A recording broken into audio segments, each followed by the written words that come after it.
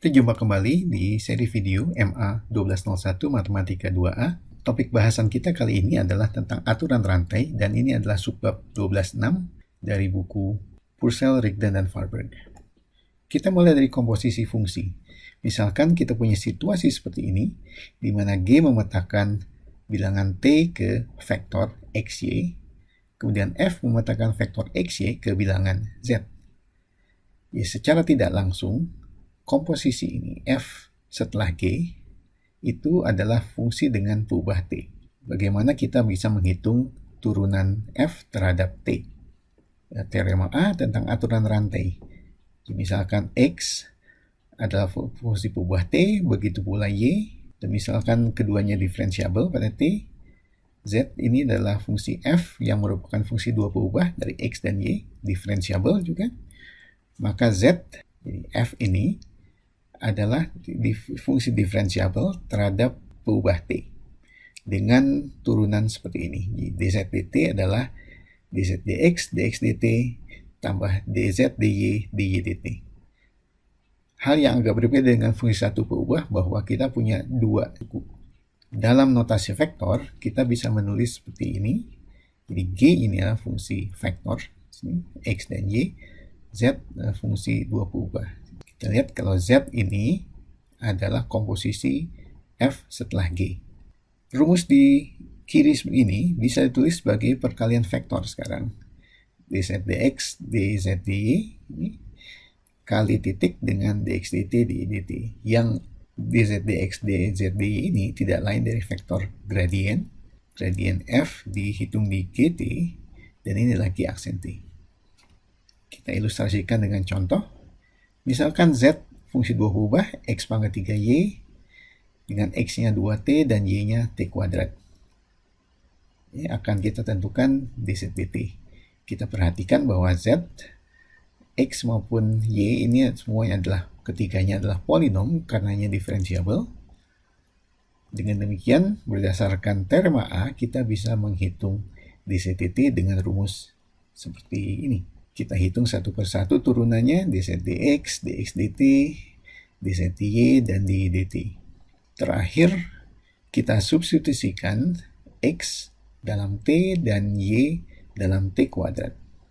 Sehingga kita dapatkan hasil akhir seperti ini, 40 T pangkat 4. Cara lainnya, kita bisa mengawali langkah solusi ini dengan substitusi.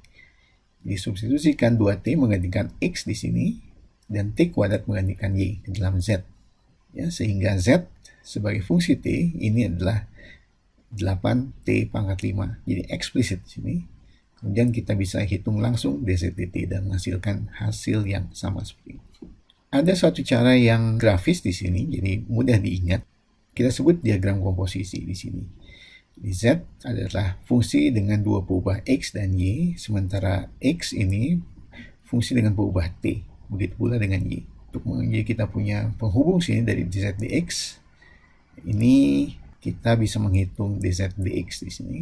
Kita bisa menghitung dz dy, demikian pula ini ada dx dt dan ini ada dx dy dt.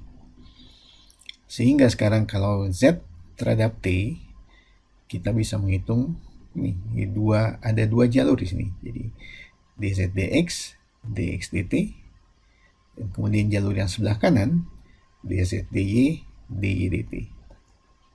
Teorema A tadi bisa diperluas ke fungsi dengan lebih dari dua peubah. Kita ilustrasikan di sini. W ini adalah tiga peubah sekarang, X, Y, dan Z. X-nya kosinus theta, Y-nya sin theta, dan Z-nya adalah theta kuadrat. Kita akan menentukan dw d theta pada saat theta sama dengan pi per 3. Oke, tapi ini kita gunakan aturan rantai ya. Di dalam ini kita dapat diagram komposisinya seperti ini. Jadi W adalah fungsi dengan tiga peubah X, Y, dan Z. Sementara X, Y, dan Z masing-masing ini adalah fungsi dengan peubah theta. Jadi kita dapat diagram seperti ini. Sementara penghubung-hubungnya ini kita akan notasi turunan di sini. Oke, sehingga turunan W terhadap theta itu adalah yang sebelah kiri dw dx kali dx d theta. Kemudian yang tengah dw dy dy d theta. Kemudian yang sebelah kanan, dy dz dz d theta. Oke, dan ingat semuanya ini adalah fungsi yang diferensiable, turunan parsialnya ada, jadi kita bisa langsung gunakan teorema A yang diperluas ini.